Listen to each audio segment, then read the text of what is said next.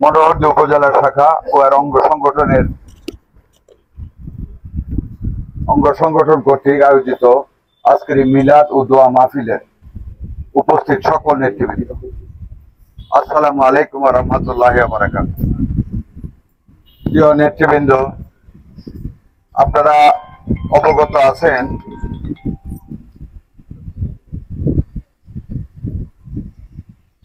গতকাল দুপুর 1:18 বাংলাদেশ বিমান বাহিনীর একটি প্রশিক্ষণ বিমান সম্ভবত ইঞ্জিন ফেল করায় ঢাকার মিরপুরের ঢাকার উত্তরা দিয়াবাড়িতে মাইলস্টোন স্কুল অ্যান্ড কলেজের প্রাঙ্গণে দুমড়ে মুচড়ে পড়ে বিল্ডিং এ আঘাত করে এবং সেই অ্যাক্সিডেন্টটি হওয়ার সাথে সাথে আপনারা জানেন ফাইটার বিমানে জ্বালানি অনেক বেশি থাকে। অতিরিক্ত জ্বালানি থাকার কারণে বিশালভাবে বিল্ডিং আঘাত করেছে। ক্যান্টিনে দুইটি ডানা পার্শ্ববর্তী দুইটি বিল্ডিং এ লেগেছে। 24 জন শিক্ষার্থী, একজন পাইলট তৌকির হোসেন এবং একজন শিক্ষিকা যিনি নীলফামারী জিয়া রহমান সাহেবের, আমাদের নেতা প্রতিষ্ঠাতার সাবেক রাষ্ট্রপতি, স্বাধীনতার ঘোষক শহীদ জিয়া রহমানের ভাস্তি, 1926 জনের এই পর্যন্ত মৃত্যু নিশ্চিত হয়েছে। প্রায় 77 জন অগ্নিদগ্ধ অবস্থায় হসপিটালে আছেন, আরো অনেক আহত আছে। আমরা এই মর্মান্তিক দুর্ঘটনায় কেন্দ্রীয় প্রোগ্রামের অংশ হিসাবে, কেন্দ্রীয় কর্মসূচির অংশ হিসাবে আজকের এই দোয়া মাহফিলের আয়োজন করেছি। আমরা এই দোয়া মাহফিল থেকে কোরআন এবং সুন্নাহর ভাষায় যারা আগুনে পুড়ে মরেছেন তারা সকল শহীদি দরজা পাবেন। আল্লাহ যেন তাদের শহীদি দরজা দান করেন। তাদের সুখ সন্তপ্ত পরিবারের প্রতি বাংলাদেশ জাতীয়তাবাদী দল ও এর অঙ্গ সংগঠন মনোহরদী উপজেলা শাখার পক্ষ থেকে আমরা গভীর সমবেদনা জানাচ্ছি।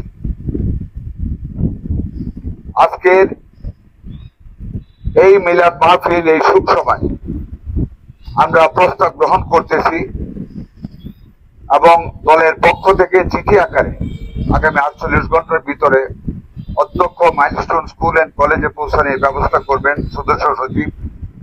মনোহরদী উপজেলা বিএনপির পক্ষ থেকে ওই স্কুলের সকল শিক্ষার্থী যারা নিহত হয়েছেন তাদের আত্মার মাগফিরাত কামনা করছি এবং সুখ সন্তপ্ত পরিবারের প্রতি আমরা সমবেদনা জানাচ্ছি। আমি আজকের এই শোক সভা থেকে এটাও অনুরোধ করবো বাংলাদেশ বিমান বাহিনীকে এবং সেনাবাহিনীকে, আজকের উত্তরা আজকে থেকে 30-40 বছর আগের উত্তরা না, অত্যন্ত জনবহুল ঘনবসতিপূর্ণ একটি এলাকা। এইরকম একটি এলাকার উপরে বাংলাদেশের যে কোনো ঘনবসতিপূর্ণ কোন এলাকার লোকালয়ের উপরে যেন আর কোন প্রশিক্ষণ বিমান না উড়ে। আমরা অনুরোধ করব এই প্রশিক্ষণ বিমানগুলি যাতে প্রশিক্ষণের ব্যবস্থা করা হয়। কি যে মর্মান্তিক এই কাহিনী, সমস্ত নিষ্পাপ শিশুগুলি আগুনে দগ্ধ হয়ে কিভাবে নিহত হয়েছে। যে পাইলটটি মারা গিয়েছে, অত্যন্ত চৌখোশ একজন পাইলট, স্কোয়াড্রন লিডার। ইঞ্জিন বিকল হয়ে গেলে পাইলটের কিছু করার থাকে না। তবু যতটুকু আমরা জেনেছি টেকনিশিয়ানদের মাধ্যমে সেই বিমান বাহিনীর সে অনেক চেষ্টা করেছে কোন নদীর উপর বা খালি মাঠে বিমানটিকে নিয়ে যেতে, কিন্তু কিছুতেই ইঞ্জিন সেটা অ্যালাউ করেনি। ইঞ্জিন বিমানটিকে নিচের দিকে ধাবমান করেছে, যেটা তার কন্ট্রোলের বাইরে ছিল এবং সেই মাইলস্টোনের উপরে সে আঘাত করেছে। আল্লাহ যেন তাদের প্রত্যেককে বেহেশত নসিব করেন। সুখ সন্তপ্ত পরিবারকে ভয়াবহ সুখ যেন আল্লাহ সহ্য করার তৌফিক দান করেন। ভবিষ্যতে আল্লাহ যেন আমাদের স্বাধীনতার রক্ষক বিমান বাহিনীর সকল পাইলটদেরকে আল্লাহ যেন আকাশে নিরাপদ রাখেন।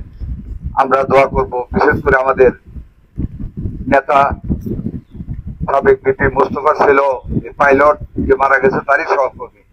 আল্লাহ যেন তাকে সহ তার সকল সহকর্মীদের যেন আল্লাহ হেফাজত করেন। আপনারা অনেকে আজকে এই দোয়া মাহফিলে হাজির হয়েছেন। আপনাদেরকে অন্তঃস্থল থেকে আন্তরিক ধন্যবাদ ও মোবারকবাদ জানাই। দুঃখের সাথেও বলি, এটা একটা কেন্দ্রীয় প্রোগ্রাম, যার জন্য আজকে সারা দেশব্যাপী সরকারের পক্ষ থেকে শোক প্রকাশ করা হয়েছে এবং আমাদের দলের পক্ষ থেকে সারা বাংলাদেশে আনাচে কানাচে সকল পার্টি অফিসে কালো পতাকা উত্তোলন এবং দোয়া মাহফিল আয়োজন করতে বলা হয়েছে। তো দুঃখের সাথে বলতে হয়, আমাদের অনেক নেতা সুস্থ অবস্থায় আজকে দোয়া মাহফিলে হাজির হন নাই। আল্লাহ যেন তাদেরকে হেদায়েত দান করেন, দোয়া করেন তাদের জন্য।